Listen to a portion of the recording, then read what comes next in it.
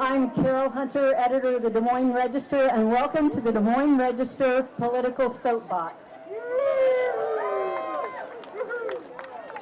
At the soapbox, each candidate gets 20 minutes to speak. They can speak for 5 minutes or the full 20, but at that point, our timekeeper will cut them off. We at the Des Moines Register believe in the power of civil discourse. We ask you to practice the best of Iowa nice, and please let our speaker have his say without interruption. And if you happen to bring a sign, please keep it down so that people behind you can see the speaker. Our next speaker is Robert F. Kennedy, Jr. Bobby, Bobby, Bobby, Bobby, Bobby, Bobby, Bobby. Mr. Kennedy is an author and attorney who's been focused on environmental causes and children's welfare. He's a founder of Waterkeeper Alliance and a founder of the Children's Health Defense. And now he's running for the Democratic nomination for the presidency. Please welcome Bobby Kennedy to the soapbox stage. Thank you so much. Thanks, Des Moines Register, and thank you so much to all of you for coming out here today. When I did my announcement speech in Boston a couple of months ago, I talked about how my purpose in running was to challenge the corrupt merger of state and corporate power, which was strip mining the American people and destroying the American middle class, strip mining them of their equity, their wealth, and ultimately their democracy.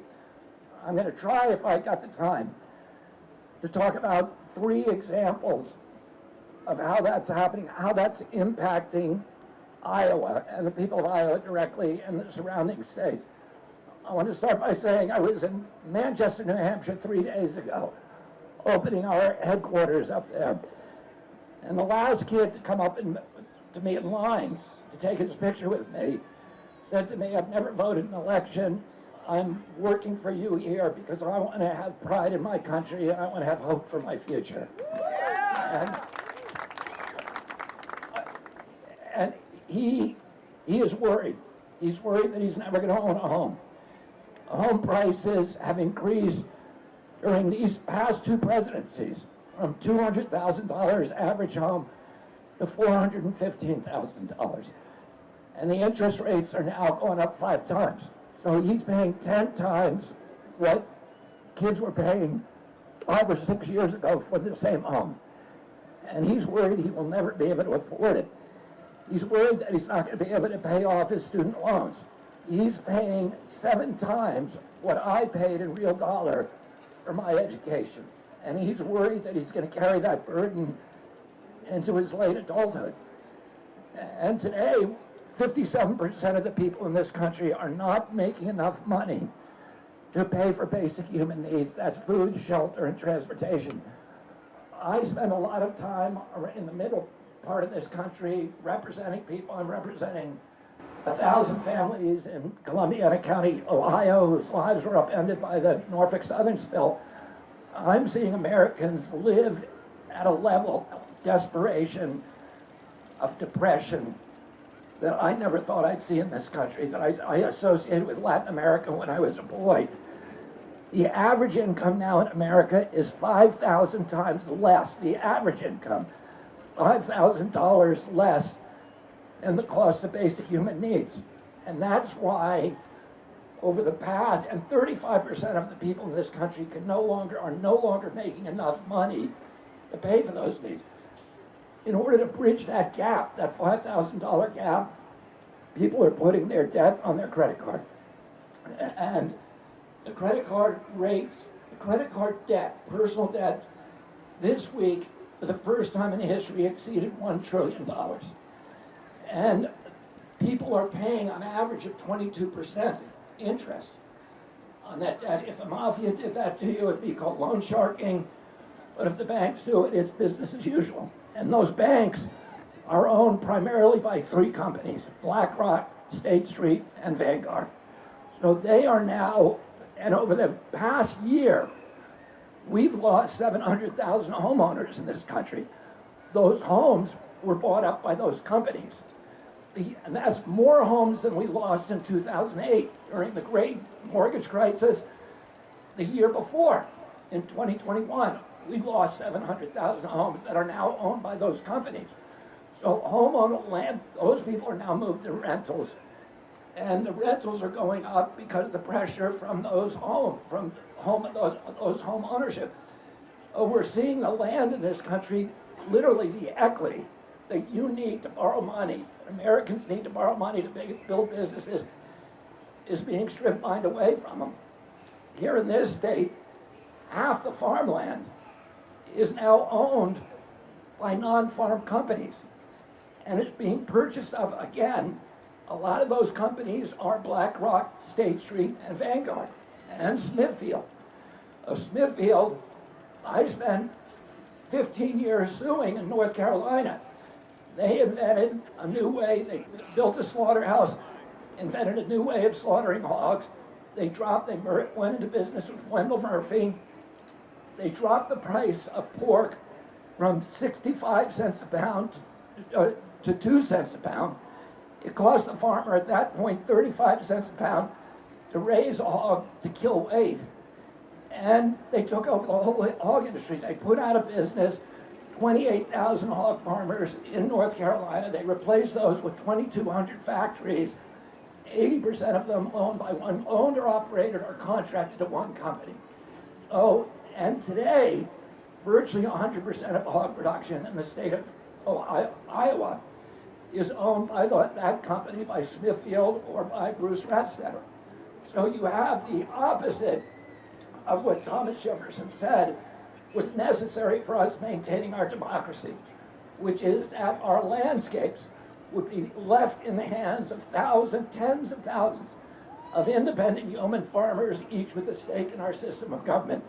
We now have a colonial system here in Iowa and around the country, where the land base is owned by a corporate aristocracy, a corporate kleptocracy, who is using their control of the land to control the politics and to strip mine the wealth from the public. So this boy said to me, I want to be proud of our country. When I was a boy, I knew that the United States of America was the best country in the world. We have been blessed by God. I grew up in a period that is called by social scientists and economists the Great Prosperity, a 50-year period following World War II. When I grew up in the 60s, my uncle was president. We had created the American middle class, the greatest generator of wealth in the history of mankind. We owned half the wealth on the face of the earth in our country. When I traveled abroad with my parents, which I did often, people would come up and say, I'll do anything to get your blue jeans. American blue jeans, American automobiles, transistor radios, RCA Victrolas, all of these American products, we invented them, we made them, and everybody in the world wanted them. When I went to Poland as a boy, it was a communist country. The communists didn't want anybody to know that we were there. My father went there without any invitation. They blanked us out in the newspapers. We went one day to visit the Cathedral of the Black Maria in Krakow. There was nobody in the square when we went in, and there was no newspaper notices. We went to meet the Cardinal, who was a saint, who was a living saint. He had stood up to the communists. He had endured torture in prison. And we spent 4 hours with him. And when we walked out, there was 1 million people waiting for us in that square. They surrounded our car. My father stood on top with 3 of my 10, I think, that time siblings, and myself. And I was a 12-year-old kid, and I signed autographs for an hour. And I saw the people with tears coming down their face, the electric response of the crowd, because people all over the world love the United States of America. And one of the reasons they loved us so much was because we had avoided going to war. My uncle had told his best friend, Ben Bradley, the principal job, Ben Bradley asked him, what do you want in your gravestone? And he said, he kept the peace. He said the principal job of an American president is to keep the country out of war. He said, I don't want African children and Latin American children and Asian children, when they think of the United States, to think of a man in a military uniform with a gun. I want them to think of a Peace Corps volunteer. I want them to think of the Kennedy Milk Program, the Alliance for Progress, the USAID, which at that time was actually trying to build middle classes in those countries. We want to put America on the side of the poor. Because of that, there's more statues today of John F. Kennedy, more avenues named after him, more boulevards in the capitals of Latin America, Africa, and Asia than any other U.S. president. But he managed to keep this country. He never sent a single combat troop abroad to die. He sent 15,000 advisors to Vietnam. A month before he died, he found out 75 Green Berets had died, and he ordered them all home. October 22nd, 1963, he signed National Security Order 263, ordering all troops home from Vietnam. A month later, he was murdered. A week after that, LBJ remanded that order, and we have become a warfare state. Now, I have a friend who's one of my best friends, who's a commercial fisherman. And I've represented for most of my career as an environmentalist, commercial fishermen on the Hudson and on waterways all across the country, litigating against polluters. Well, my friend worked his whole life in the commercial fishing industry. His son-in-law now owns the company, but he doesn't have a pension. Because it's a hard job, like farming, he's on 100% disability. He relies on food stamps. He got $283 a month in food stamps. But because of paying for the war, the $8 trillion that we've spent on wars, all lost since 2000, the inflation rate is devouring his food stamps. So we've had supposedly 38% increase in food costs over the past 2 years, but the real increase of food stuff, of basic foods like chicken, eggs, and dairy is 78%. So his food stamp is 78% less than it was 2.5 years ago. Well, on March 1st of this year, he got a robocall from the government telling him that his food stamp is being cut to $23 a month. He was already down to one meal a day. And 30 million Americans got that call. 15 million Americans were told they were being cut from Medicare that month. That month, we sent over $113 billion. We topped it off, topped our commitment, $113 billion to Ukraine. So, and that same month, the Fed printed $300 billion unanticipated to pay for the bailout of the Silicon Valley Bank. So we have a lot of money when we need it for the bankers or when we need it for the war machine, but we don't have it when we need it for regular Americans. Now, Mitch McConnell was asked about $130 billion. If you kept it here, we won't have to cut $1 from Medicare or food stamps. And he said, don't worry, because it's not really going to Ukraine. It's really all just going to U.S. military contractors, Raytheon, General Dynamics, Boeing, Lockheed, and the other ones. Well, who owns those companies? 100% of them. BlackRock, Vanguard, and State Street.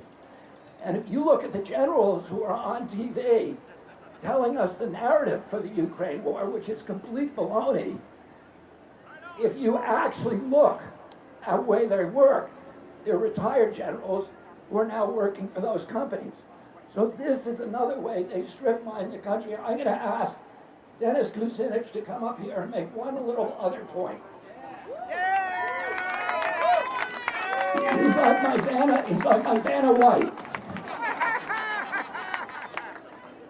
So I'm going to tell you the biggest boondoggle of it all. These pipelines that are now planned for the state of Iowa. And these are not oil pipelines, these are carbon pipelines that are taking carbon from ethanol plants and supposedly, and then they're bringing them supposedly for deep well injection. But if you look at this, this plant, which is owned, these pipelines, which are owned by Bruce Rassegger, these plants end in North Dakota near the Bakken well sites. But North Dakota has said you can't do deep well injection here. So we know what they're really doing is they're using this to extract more oil from those sites by pumping the wells. The same thing is true of this one. It ends right next to, and this one is owned by BlackRock. And it ends right next to the southern Illinois, south of Springfield oil field. So that's what they're really up to. This is just a huge subsidy to the oil industry. How much is it worth to the oil industry over a 12-year period? $173 billion in taxpayer subsidies. These are very, very dangerous pipelines. 80% of the people in Iowa do not want these pipelines. 45 of the 56 counties through which they go have said we don't want them and have protested to the Iowa Utility Board. But guess what? The Iowa Utility Board is appointed by the governor, who has taken $163 million or $163,000 from Bruce Rassegger, and who then appointed the two controlling members of that board who fast-tracked this project. So this is a project that the people of this state don't want, and is going to bankrupt our country, $173 billion. And that is very, very dangerous, because the carbon, when it's liquefied, turns highly acidic, and it corrodes the pipe. And if it gets, so they have to use special, very expensive pipe that is coated with chrome. But there's still leaks, and when they leak, the people who are affected can very easily die. So in 2020, they did the first one of these, did a big leak near Biloxi, Mississippi. 49 people in the town were hospitalized. Some of those people have brain damage from which they will never recover. The ambulances and first responders that came to the site, their engines froze because there was no oxygen at ground level, and they couldn't, their internal combustion engines failed. So they're endangering the people of Iowa. They are making billions of dollars for the oil industry and for big ag. And they're doing this by changing the law to allow themselves the power of eminent domain. Because these farmers do not want the line going through their fields. So they have taken the power of eminent domain. The Fifth Amendment of the Constitution says that the government cannot take your land without due process and just compensation, and they can only take it for a public purpose. Yes. But this is not a public purpose. This is a private, profit-making purpose. And the only way they're getting away with this is by using a campaign finance system that is just a system of legalized bribery. Yes. This is supposed to help with climate change by isolating carbon. Two things about that. All of the Republicans in this state who are supporting this and who have taken money from Mr. Bruce don't believe in climate change. So why are they supporting this pipeline? Number two, the pipeline doesn't work. It doesn't. We know that because ADM, which has another one, a third of these pipelines, there's 3,000 miles of them altogether. ADM, which is building the Wolf pipeline over here, has another one that it built in 2017 in Illinois, and it's only succeeded in capturing 3% of the carbon from that company. So we know it doesn't work. We know the whole thing is a boondoggle. It was put into the law by oil industry lobbyists who want another subsidy for the carbon industry. We now give this country, we pay $5.2 trillion a year in subsidies to the carbon industry. Well, this is just more of the same. And this is a classic boondoggle by which these big shots, BlackRock, Vanguard, Smithfield, and which has also been partners on one of these projects, are getting control of their land. They're turning us into a colonial model. And they are strip mining the wealth and the equity from the American public. When I get in the White House, I will put an end to this, and this pipeline will never be built. Thank you all very much.